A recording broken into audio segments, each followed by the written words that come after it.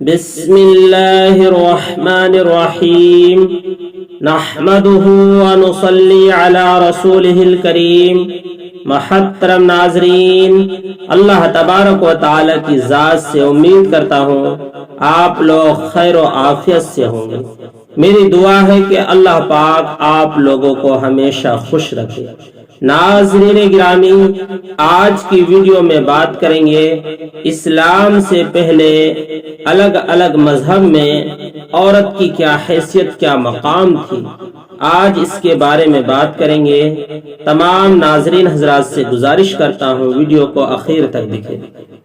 ناظرین گرامی، اسلام سے پہلے ازدواجی زندگی کے عنوان پر بات کرتے ہوئے اس پس منظر کو ذہن میں رکھنا ضروری ہوگا کہ اسلام سے پہلے دنیا کی مختلف تہذیبوں اور مختلف معاشرے میں عورت کو کیا مقام حاصل تھا۔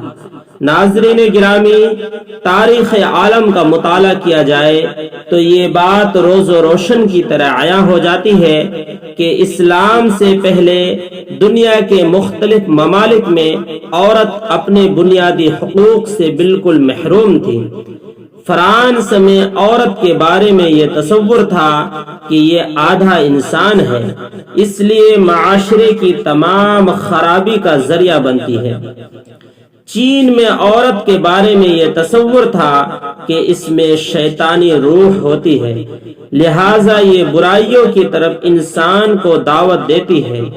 جاپان میں عورت کے بارے میں یہ تصور تھا کہ یہ ناپاک پیدا کی گئی ہے، اس لیے عبادت گاہوں سے اس کو دور رکھا جاتا تھا۔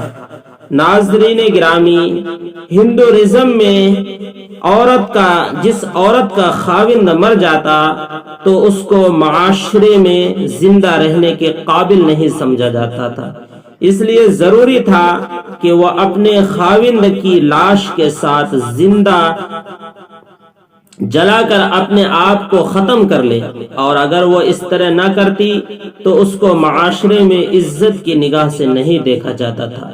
عیسائی دنیا میں انگریزوں کے یہاں عورت کو معرفت الہی میں رکاوٹ سمجھا جاتا تھا۔ عورتوں کو تعلیم دی جاتی تھی کہ کنواری رہ کر زندگی گزارے، جبکہ مرد راہب بن کر رہنا اعزاز سمجھتے تھے۔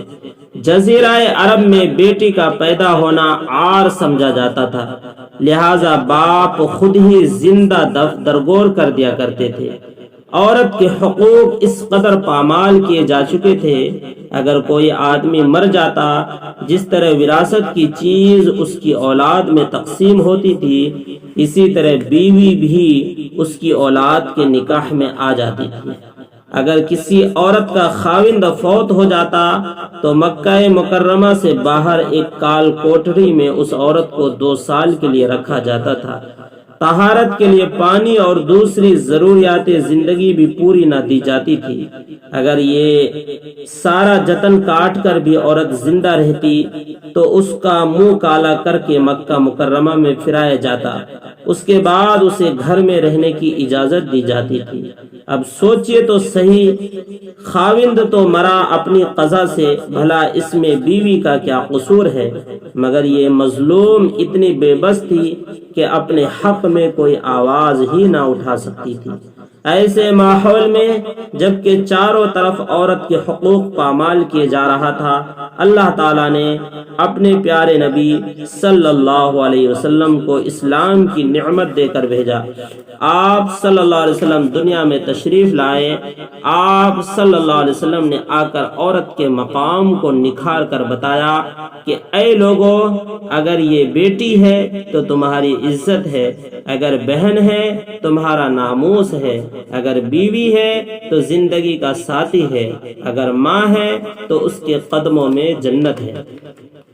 ناظرین گرامی، دینی معلومات کے لیے، تمام مسئلے مسائل وغیرہ کے لیے ہمارے چینل کو ضرور سبسکرائب کریں۔